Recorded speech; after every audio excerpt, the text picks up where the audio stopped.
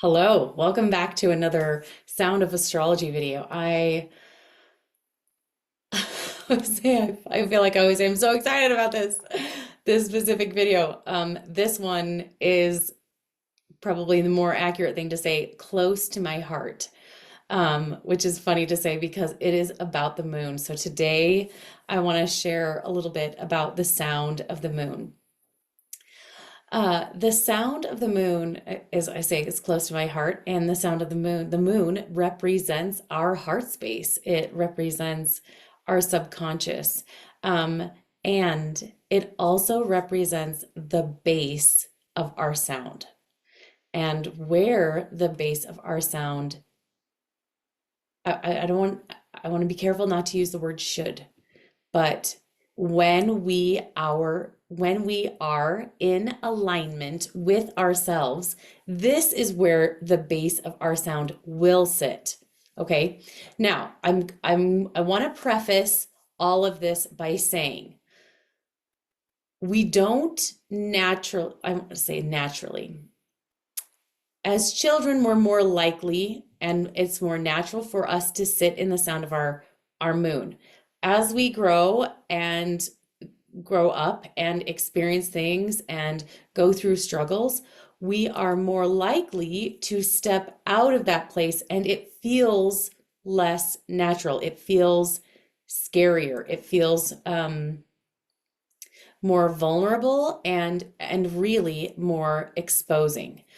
And so we tend to step out of this place where we're in the sound of our moon, when we're in our moon sound and in our most authentic voice and our most authentic sound. So when I say voice, I really am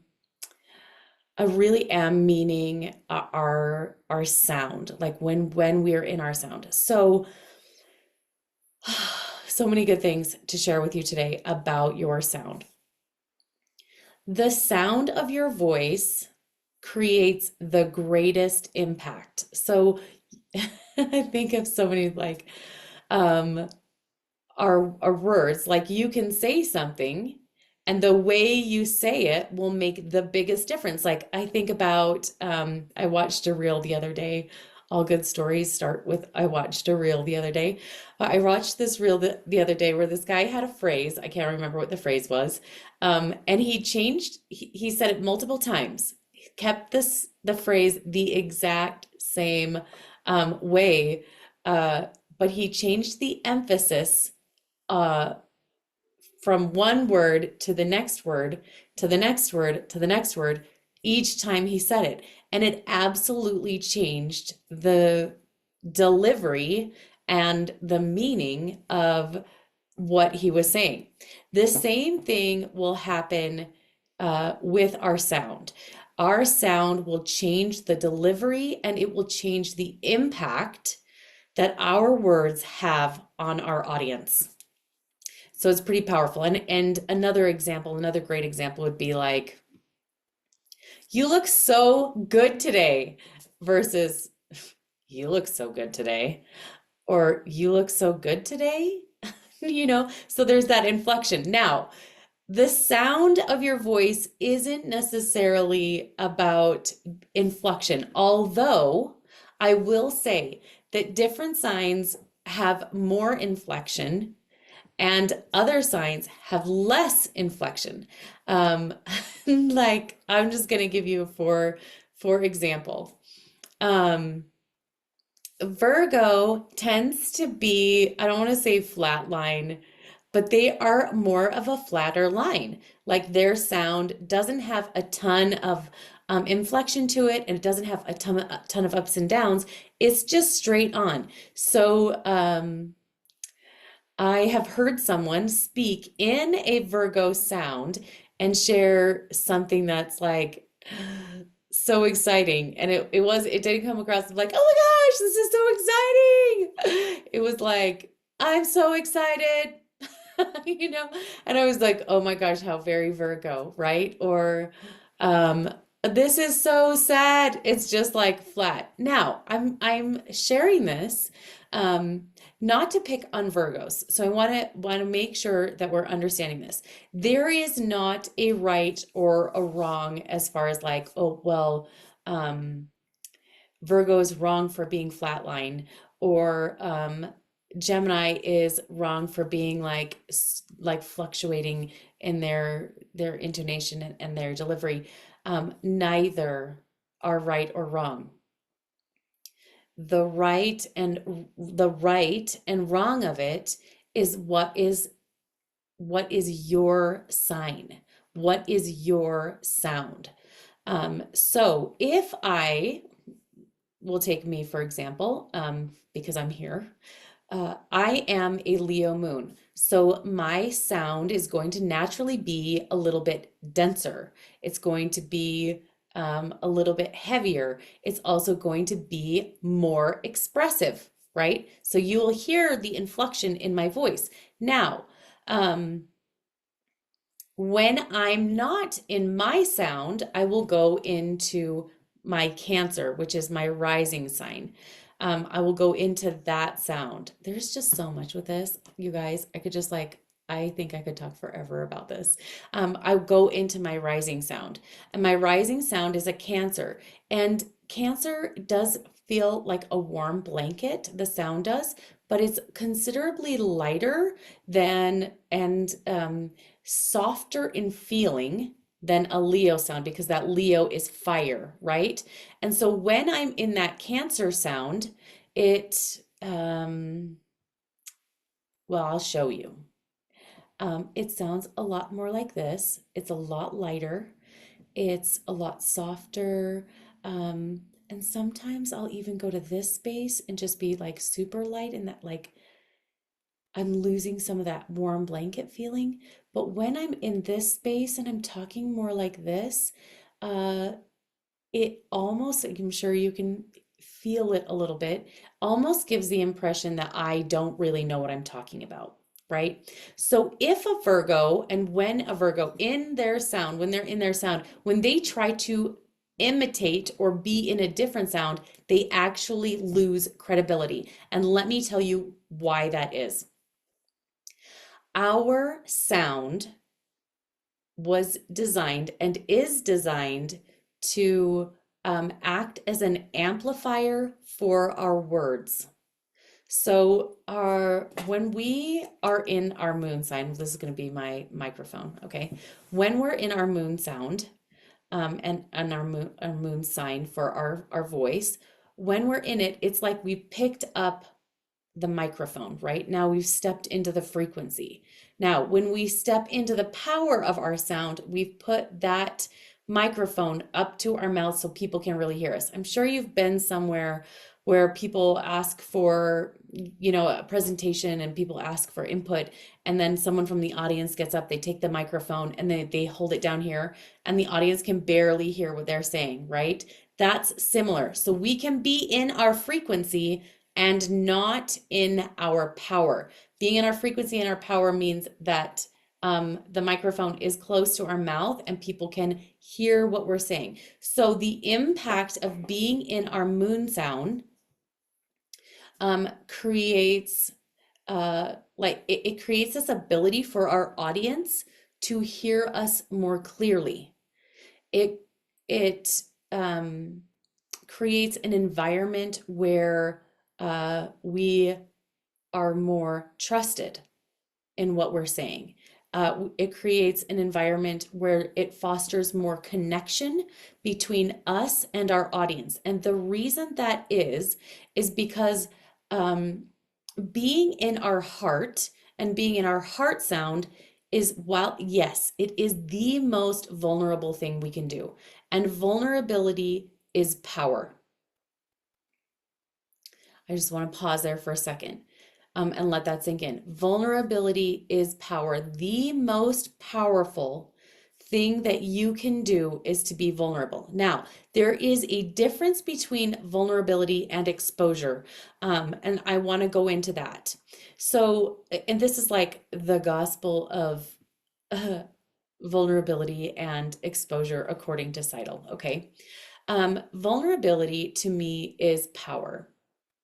vulnerability to me is connection. And you think about the people in your life right now that have the greatest impact on you, or the people that you feel like are um, sources of like trusted sources. Those people are the ones that have shared their heart with you, right? They're sharing part of their soul with you. And that's why vulnerability is so powerful, is because it creates a connection. And anytime we have a connection with somebody, that's when we are really stepping into our power. So vulnerability really helps us connect with others. And when we have that connection, then it helps us step into a place of a greater impact with others, right? And a greater impact within ourselves. And I just want to say too, when we're in a space of vulnerability, and the only way to be in a space of vulnerability is to have that connection with ourselves. So while there is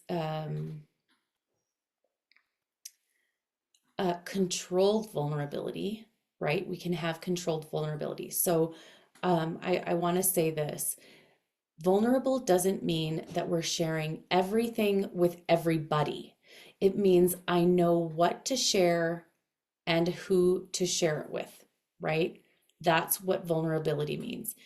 Vulnerability to me means also I have worked out the things that I need to work out in order to show up in my power.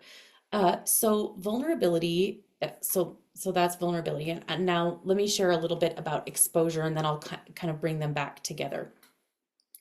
Exposure to me means I haven't figured this out yet, and I'm bringing what's in the darkness to light. Now, I'm not going to expose things on a social media post. I'm not going to expose things, personal things, on a YouTube video, because those are dark things that are coming to light. They're not things that I'm standing in my power with. They're things that are still in transition, and still I'm still working those out. So those are the things that I go to my trusted sources with, my close friends, and those are the people that I can be in a place of exposure with, my husband, and really close friends of mine. There is such importance, and even myself in journaling, I will say this, there is so much importance in allowing ourselves to have a place where we can safely experience exposure. And then we can step into a place of vulnerability. Now, vulnerability is not always, I'm going to say, like, I'm just laughing. I had a guy talk to me about this once, and he's like, I'm like, the most powerful thing you can do is be in vulnerability. And he's like, I don't want to be crying to like my coworkers, or to, some random person at the table next to me in a dining room. And that's not what vulnerability is to me. Vulnerability means I'm connected to myself. Like I said, it means I know who to share what with. So I can still be in a place of vulnerability with myself and not share information with the person at the table next to me. Still having a, I want to say like an arm's length or further relationship with someone, but because I'm centered in me and I'm connected to me, and I'm willing to be vulnerable with myself, then I'm also willing to, then I'm in a space where I can see this is not the relationship where I share marital struggles or family struggles or business struggles or personal struggles, right? That's a space where I experience exposure. And those people are the people that I experience exposure with. And then I can step into a place of vulnerability where I'm creating impact, and I've learned things about myself, right?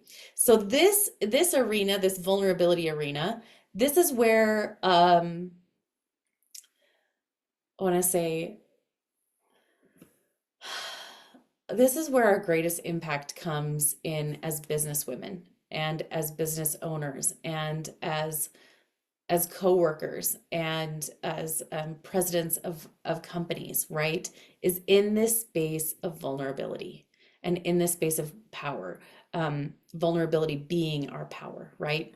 Um, and then this third section where we're not really sharing um, life-changing information, or we're just having enjoyment, right? Or we're speaking with somebody who is an acquaintance or someone that we struggle with, that is not in a place that they're open to having a change in our relationship, but we're still in this place of power, right? And then we know, okay, I'm backing off of the information that I'm giving them.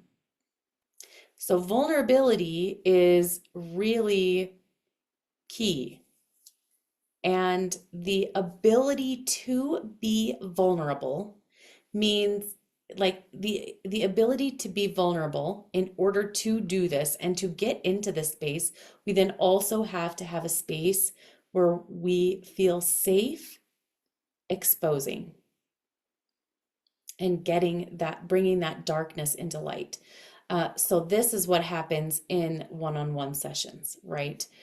With me when we're working on, when I'm working with someone to help them step into the vulnerability, the frequency, and the power of their sound. We get in this space um, where they are able to share things that feel exposing, right? That feel exposing, so that we can work those things out. Now, I'm not like asking for detailed information, and there's safety that's created in this space so that you can do that, so that you can then connect to yourself, so you can hear yourself. So this place of exposure is a place where you can really hear yourself and hear what's going on inside of you, inside your heart and your mind and even your body and your spirit, like those things here, so that you can then step into a place of vulnerability and power. Um,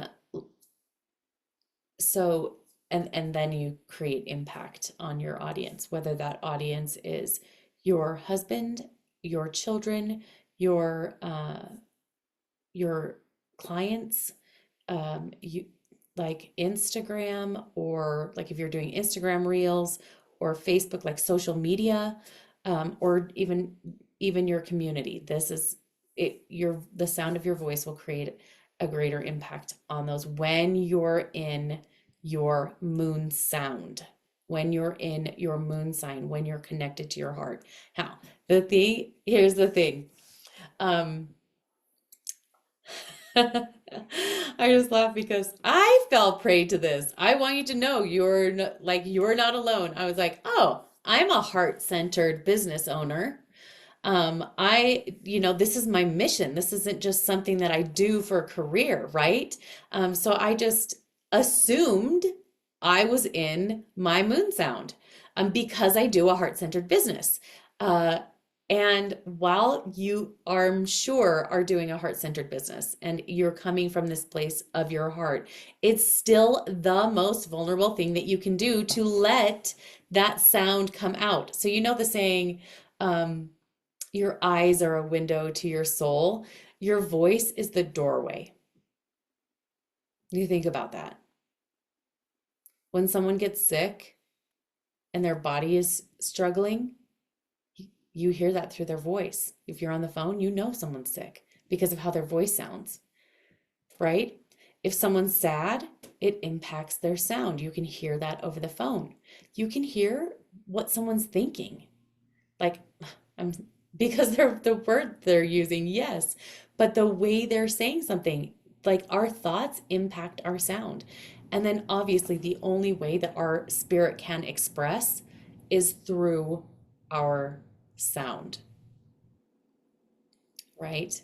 And so the most vulnerable thing that we can do is to allow people to hear the heart of us.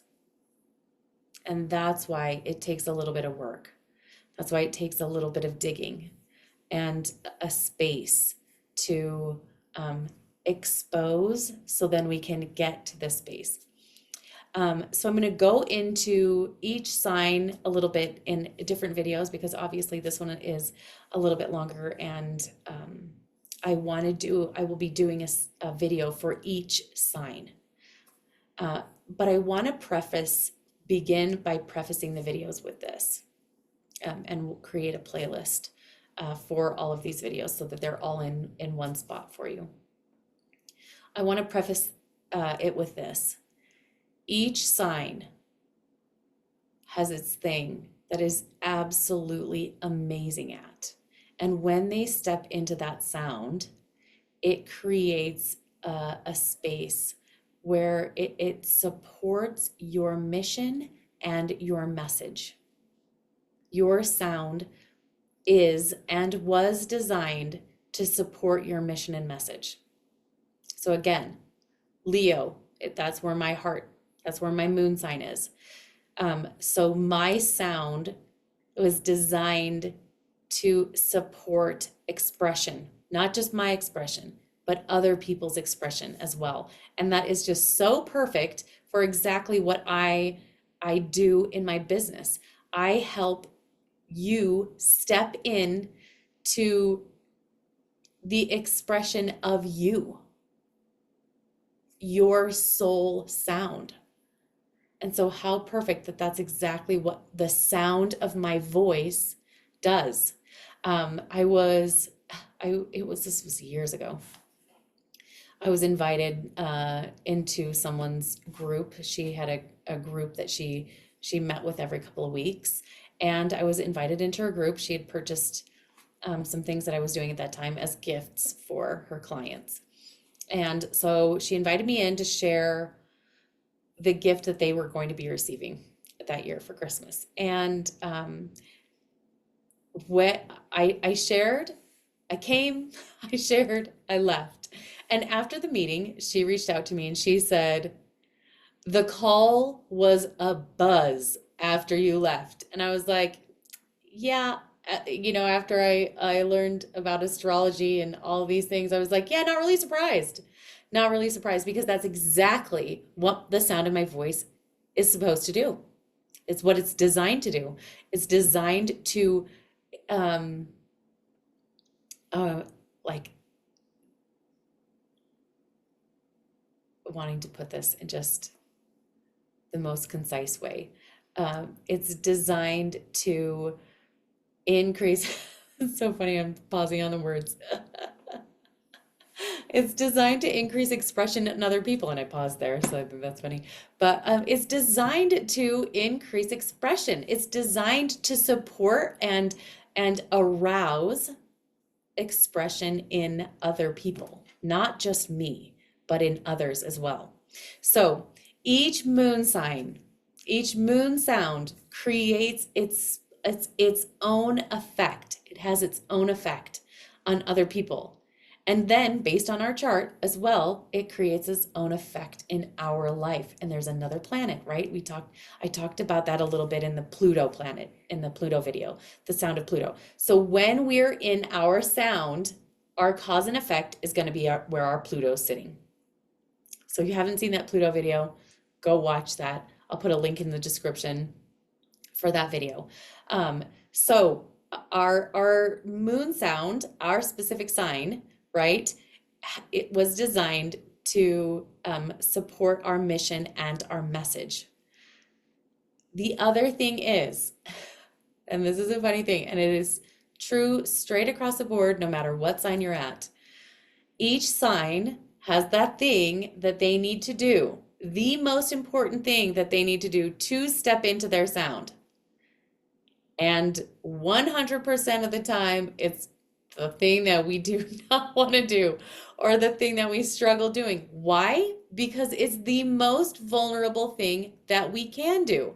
And oftentimes we have a specific perception about what will happen if we're in that sign. So a Libra might think, oh, well, someone with a Libra moon, right, might think, oh, I if I'm in this sound, then I will come across weak. Cancer, if I'm in this sound, I will come across way too emotional, and that's not what I want to be, right? So each sign has their hiccup or their perspective of what will happen if they're in their sound, right?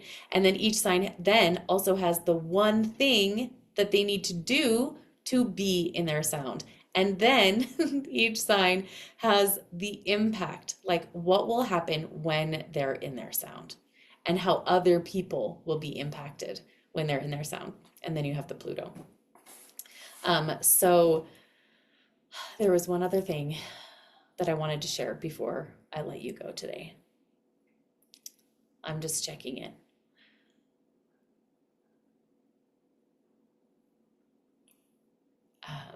It just totally left me. So that is a little bit about the sound of the moon. Again, I will have more videos, so be looking for those videos on the sound of each one of the moons, and I'll see you next time. Bye.